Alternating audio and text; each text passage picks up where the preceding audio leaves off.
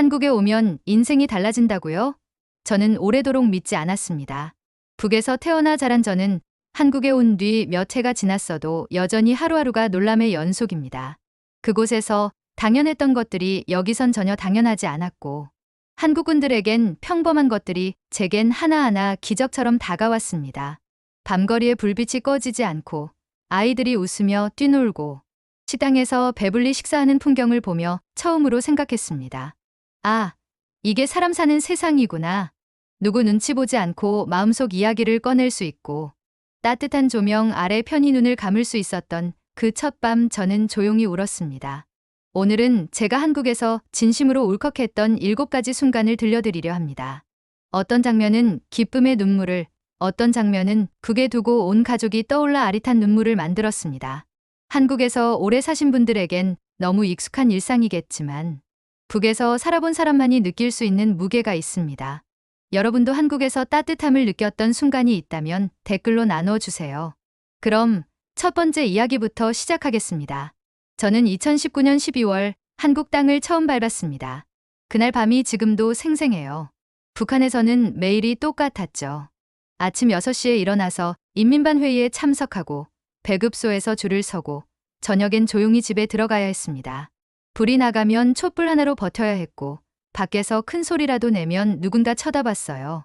그런 게 당연한 줄 알았습니다. 그런데 한국에 도착한 첫날 밤, 저는 멍하니 창밖을 바라봤어요. 가로등이 환하게 켜져 있고 편의점 간판이 반짝이고 사람들이 웃으며 걸어다니더라고요. 밤 10시가 넘었는데도 말이죠. 여기는 통금이 없나? 처음 든 생각이었습니다. 북한에서는 밤 9시 이후에 밖을 돌아다니면 보안원한테 걸려요. 그런데 여기선 할머니도 아이들도 자유롭게 다니고 있었습니다. 더 놀란 건 사람들 표정이었어요. 북한에서는 항상 긴장하고 살았거든요. 누가 듣고 있을지 모르니까 말도 조심하고 웃을 때도 크게 웃지 못했습니다. 그런데 여기 사람들은 진짜 자연스럽게 웃더라고요. 카페에서 대학생들이 큰 소리로 떠들고 커플이 손잡고 걸어가고 아주머니들이 길거리에서 수다를 떨고 있었습니다. 모든 게 자유로워 보였어요. 그때 가슴이 먹먹해졌습니다. 북한에 두고 온 가족들이 떠올랐거든요. 엄마는 지금쯤 또 배급을 못 받아서 고생하고 있을 텐데, 동생은 겨울 추위에 벌벌 떨고 있을 텐데, 여기는 이렇게 따뜻하고 밝다니. 기쁘면서도 슬펐습니다. 내가 꿈꿔왔던 세상이 정말 존재하는구나 싶으면서도 가족들과 함께 볼 수 없다는 게 아쉬웠어요. 그 밤, 저는 처음으로 깨달았습니다. 당연하다고 생각했던 모든 것들이 사실은 기적이라는 걸.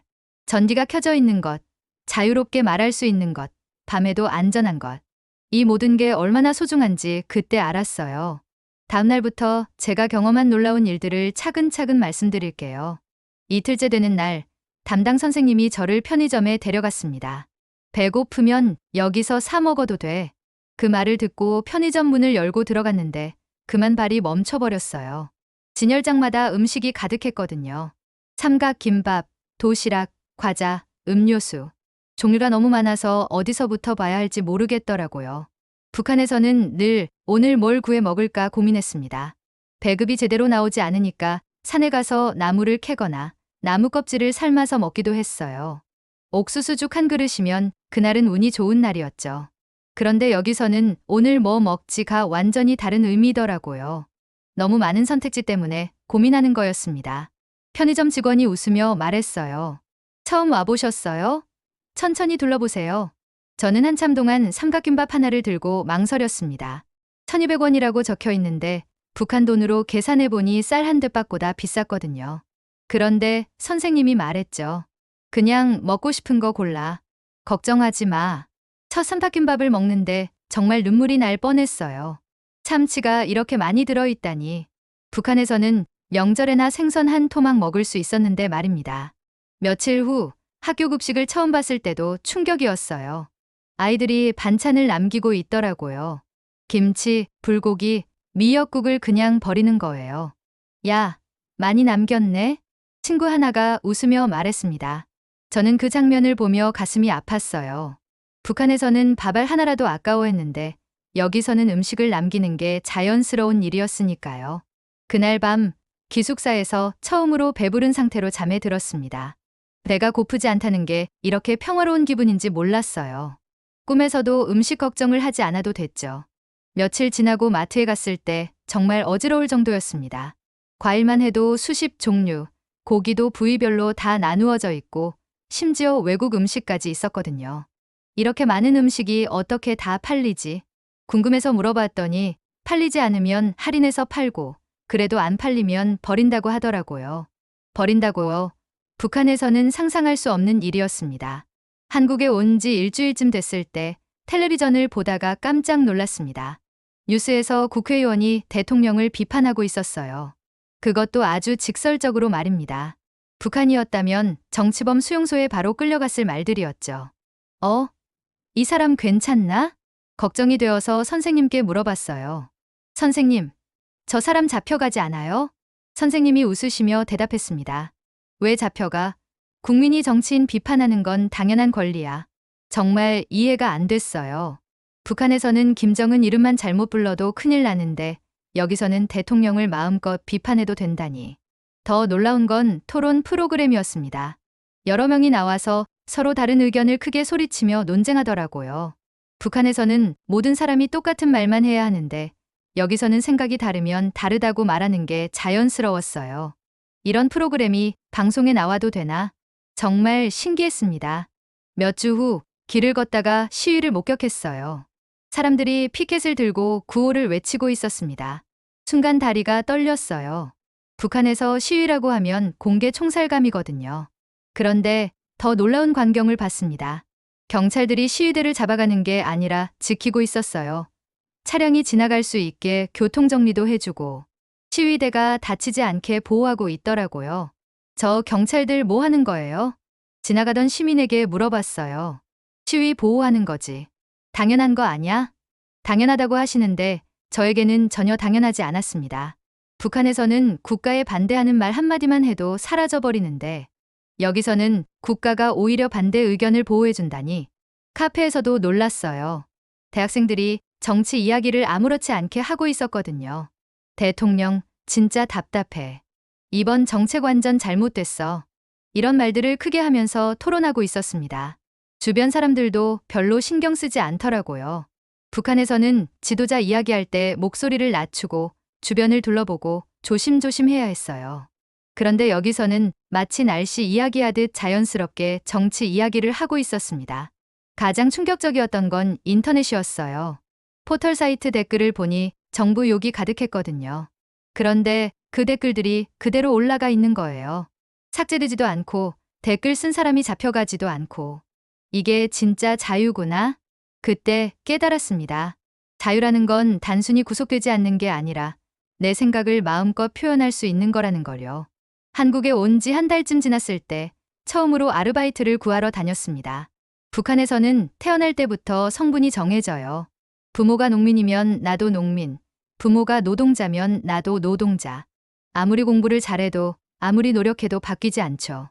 성분이 나쁘면 평생 좋은 직장에 들어갈 수 없어요. 그런데 한국은 달랐습니다. 편의점 사장님이 말씀하셨어요. 열심히 하면 시급 올려줄게. 나중에 매니저도 할 수 있고. 시급이라는 개념도 신기했어요. 일한 시간만큼 돈을 받는다니. 북한에서는 하루 종일 일해도 배급이 제대로 안 나올 때가 많았거든요. 첫날 4시간 일하고 36,000원을 받았어요. 제 손으로 번 첫 번째 돈이었습니다. 그 돈을 들고 있는데 눈물이 났어요. 내가 노력한 만큼 돈을 받을 수 있다는 게 이렇게 감동적인 일인지 몰랐거든요. 일주일 후 사장님이 칭찬해 주셨어요. 성실하네. 다음 주부터 시급 500원 올려줄게. 정말 믿을 수 없었습니다. 북한에서는 아무리 열심히 일해도 대우가 달라지지 않았는데 여기서는 일주일 만에 인정받았거든요. 동시에 검정고시 공부도 시작했어요. 선생님이 말씀하셨습니다. 검정고시 붙으면 대학도 갈 수 있어. 장학금도 있고. 저 같은 사람도 대학을 갈 수 있어요? 당연하지. 공부 잘하면 누구나 갈 수 있어. 북한에서는 성분이 좋지 않으면 대학 진학이 거의 불가능해요. 아무리 똑똑해도 기회가 주어지지 않죠. 그런데 여기서는 노력하면 누구에게나 기회가 있다고 하더라고요. 도서관에서 공부하면서 놀란 게 또 있었어요. 대학생들이 자격증 공부를 열심히 하고 있었거든요. 왜 이렇게 자격증을 많이 따요? 물어봤더니 이렇게 답해 주었어요. 자격증 있으면 취업할 때 유리하거든. 연봉도 더 받을 수 있고 자격증으로 연봉이 달라진다니. 북한에서는 상상할 수 없는 일이었습니다. 몇 달 후 편의점에서 일하다가 실제로 승진 제안을 받았어요. 야간 매니저 해볼래? 책임 수당도 주고 관리 경험도 쌓을 수 있어. 정말 꿈 같은 이야기였습니다. 북한에서는 평생 같은 일만 해야 하는데 여기서는 몇 개월 만에 승진 기회가 온 거예요. 그때 확신했습니다. 이 나라는 정말로 하면 된다가 통하는 곳이구나. 성분이나 출신이 아니라 노력과 실력으로 평가받는 곳이구나. 검정고시 공부를 하면서도 같은 걸 느꼈어요. 문제를 열심히 풀면 점수가 올라가고 점수가 올라가면 합격에 가까워지고 이렇게 명확한 인과관계가 작동한다는 게 신기했어요. 내 미래를 내가 만들 수 있구나. 처음으로 미래에 대한 희망을 가질 수 있었습니다. 아르바이트를 하면서 자주 보게 된 풍경이 있어요. 저녁 시간에 편의점 유리창 너머로 보이는 아파트 불빛들이었습니다. 창문마다 따뜻한 불빛이 켜져 있고 가족들이 함께 저녁을 먹고 있는 모습이 보였어요. 아이들 웃음소리가 들리고 부모님들이 대화하는 소리도 들렸죠. 북한에서는 가족이 모여 앉아도 항상 긴장했어요. 밖에서 누가 듣고 있을지 모르니까 조심스럽게 속삭여야 했고 웃을 때도 크게 웃지 못했습니다. 특히 저녁 시간은 더 조용해야 했어요. 그런데 여기 가족들은 정말 자유롭게 이야기하더라고요. 아빠, 오늘 학교에서 이런 일이 있었어. 엄마, 내일 친구들이랑 놀러 가도 돼? 아이들이 자연스럽게 하루 있었던 일을 말하고 부모님들도 편안하게 대답해주고 있었습니다. 주말이면 더 부러웠어요. 가족들이 함께 나들이를 가는 모습을 자주 봤거든요. 아이들 손을 잡고 공원으로 가거나 맛집을 찾아다니거나 영화관에 가는 모습들. 북한에서는 가족 나들이라는 게 거의 없었어요. 갈 곳도 없고 돈도 없고 무엇보다 언제 어떤 일이 생길지 몰라서 불안했거든요. 가장 부러웠던 건 병원에 가는 모습이었어요. 아이가 아프면 바로 병원에 데려가고 할머니가 몸이 안 좋으시면 택시를 타고 응급실로 가고 돈 걱정 안 해도 되나? 궁금해서 물어봤더니 보험이 있다고 하더라고요. 국민건강보험으로 병원비 부담을 줄일 수 있다고. 북한에서는 아프면 그냥 참거나 민간요법으로 버텨야 했어요. 병원에 가려면 돈도 많이 들고 약도 구하기 어려웠으니까. 어느 날 편의점에서 일하는데 한 아버지가 아이와 함께 들어왔어요. 아빠, 이것도 사고 저것도 사자. 아이가 과자를 고르며 즐겁게 말했습니다. 그래, 골라봐. 오늘은 특별한 날이니까. 아버지가 웃으며 대답했어요. 아이 생일이라고 하더라고요. 그 모습을 보는데 가슴이 먹먹해졌습니다. 북한에 두고 온 동생 생각이 났거든요. 동생도 이렇게 아버지와 함께 과자를 고를 수 있다면 얼마나 좋을까. 며칠 후 기숙사 옆 아파트에서 생일 파티하는 소리가 들렸어요. 아이들이 행복한 비명을 지르며 놀고 있었습니다. 생일 축하해. 촛불 불어봐. 그런 소리들을 듣고 있으니 울컥했어요. 저도 언젠가 이런 평범한 가족을 꾸릴 수 있을까? 북한에 있는 가족들과도 이렇게 행복한 시간을 보낼 수 있을까? 그날 밤 창밖을 바라보며 다짐했습니다. 언젠가 저도 가족을 이곳으로 데려와서 이렇게 평범하고 행복한 저녁을 함께 보내겠다고. 불안하지 않은 하루하루를 선물해주겠다고. 평범함이 이렇게 소중한 줄 그때 알았어요. 한국에서의 첫 겨울이 다가왔을 때 가장 놀란 건 밤의 모습이었어요. 북한에서 밤은 무서운 시간이었습니다. 전기가 자주 나가서 온 동네가 깜깜해지고 통금 시간이 되면 아무도 밖에 나다닐 수 없었어요. 혹시 보안원이 순찰을 돌다가 걸리기라도 하면 큰일 났거든요. 그런데 서울의 밤은 완전히 달랐습니다. 처음으로 야간 아르바이트를 하게 됐을 때 새벽 2시에 편의점 문을 열고 나와서 깜짝 놀랐어요. 길거리에 여전히 사람들이 있었거든요. 회사원도, 학생도, 심지어 할머니도 자연스럽게 걸어다니고 있었습니다. 이 시간에도 안전한가? 신기해서 주변을 둘러봤어요. 가로등이 환하게 켜져 있고 편의점마다 불이 밝혀져 있고 24시간 운영하는 가게들이 보였습니다. 가장 감동적이었던 건 응급실이었어요. 새벽에도 불이 켜져 있고 의사와 간호사들이 대기하고 있다는 걸 알았을 때 정말 놀랐거든요. 밤에 아파도 치료받을 수 있구나. 북한에서는 밤에 응급 상황이 생겨도 아침까지 기다려야 했어요. 병원 문이 닫혀 있고 의사를 부를 방법도 없었으니까. 어느 날 새벽, 퇴근하면서 한강을 처음 봤어요. 다리에 불빛이 반짝이고 강물에 그 불빛이 비춰서 정말 아름다웠습니다. 그런데 더 놀라운 건 그 시간에도 사람들이 산책하고 있었다는 거예요. 무서우지 않나? 지나가던 아주머니께 물어봤어요.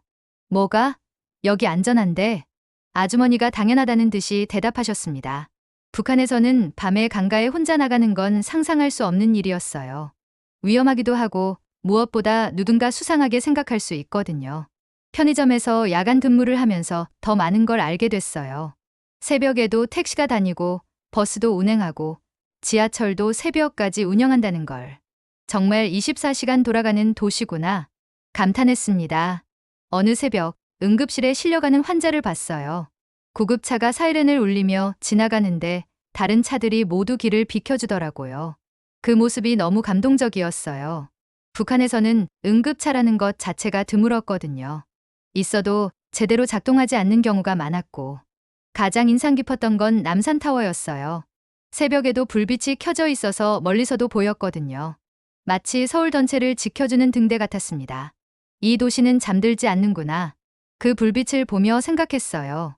누군가 아프면 치료받을 수 있고, 누군가 위험하면 도움을 받을 수 있고, 누군가 외로우면 밝은 곳으로 나올 수 있는 도시. 북한에서는 밤이 되면 모든 게 멈췄어요. 불도 꺼지고, 사람도 사라지고, 도움받을 곳도 없었죠. 그런데 여기서는 밤에도 도시가 살아 숨쉬고 있었습니다. 그날 밤, 처음으로 밤이 무섭지 않다고 느꼈어요. 혼자여도 외롭지 않고, 위험해도 도움받을 수 있고, 아파도 치료받을 수 있는 곳. 그런 안전함이 이렇게 소중한 줄 몰랐거든요. 한국에 온 지 8개월쯤 됐을 때 드디어 기숙사에서 나와 원룸을 구하게 됐습니다. 처음에는 고시원에 살았어요. 작은 방 하나에 침대와 책상이 전부였지만 그것만으로도 감사했습니다. 북한에서는 집이라는 게 국가 소유였거든요. 언제든 다른 곳으로 이사 가라고 하면 가야 했고 내 마음대로 꾸밀 수도 없었어요. 부동산에 처음 봤을 때 깜짝 놀랐습니다. 어떤 조건 원하세요? 전세, 월세, 보증금은 얼마까지 가능하고요? 복덕방 사장님이 물어보셨어요. 전세, 월세라는 개념도 신기했지만 더 놀라운 건 제가 선택할 수 있다는 거였어요. 몇 층에 살지, 어느 방향을 원하는지, 방 크기는 어느 정도로 할지 다 제가 결정할 수 있다고 하더라고요. 정말 제가 고를 수 있어요? 당연하지. 돈만 있으면 어디든 살 수 있어. 북한에서는 상상할 수 없는 일이었습니다. 드디어 마음에 드는 원룸을 찾았어요. 작지만 화장실도 있고 주방도 있고 창문도 커서 햇빛이 잘 들어왔습니다.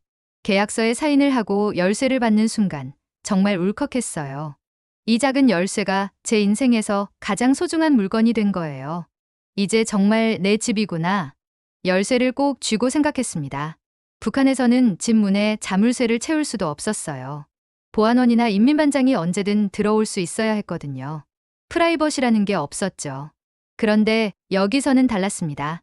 문을 잠그면 아무도 허락 없이 들어올 수 없어요. 집주인도 경찰도 누구도 마음대로 들어올 수 없다고 하더라고요. 처음으로 내 방 꾸미기를 시작했어요. 북한에서는 김일성, 김정일 초상화를 걸어야 했지만 여기서는 제가 좋아하는 그림을 걸 수 있었습니다. 꽃 그림을 하나 사서 벽에 걸었어요. 작은 화분도 사고 예쁜 커튼도 달았습니다. 하나하나가 제 취향이었어요. 내가 좋아하는 걸 고를 수 있구나. 정말 신기했습니다. 가장 감동적이었던 건 첫날 밤이었어요. 제 열쇠로 제 문을 열고 제가 꾸민 방에서 잠을 자는 거였습니다. 아무도 갑자기 들어오지 않을 거고 아무도 제 물건을 뒤지지 않을 거고 제가 하고 싶은 일을 자유롭게 할 수 있는 공간. 냉장고에 제가 사온 음식을 넣고 제가 좋아하는 음악을 틀고 제가 읽고 싶은 책을 읽을 수 있는 곳. 북한에서는 모든 게 감시당했어요. 어떤 책을 읽는지, 어떤 음악을 듣는지, 심지어 일기까지 검사받아야 했거든요. 며칠 후 친구가 놀러 왔어요. 와, 너 방 예쁘게 꾸몄네? 친구가 칭찬해줬을 때 정말 뿌듯했습니다. 제 손으로 꾸민 제 공간을 인정받는 기분이었어요. 그날 밤 작은 열쇠를 들여다보며 생각했습니다. 이건 단순한 열쇠가 아니라 자유의 상징이구나. 존엄의 상징이구나. 북한에서는 평생 남의 집에서 사는 기분이었는데 여기서는 정말로 제 집에서 살고 있다는 걸 느꼈어요. 작지만 소중한 제 공간, 제 열쇠, 제 자유. 그 모든 게 기적 같았습니다. 원룸에서 혼자 살기 시작하면서 가장 놀란 건 이 나라의 촘촘한 도움망이었어요.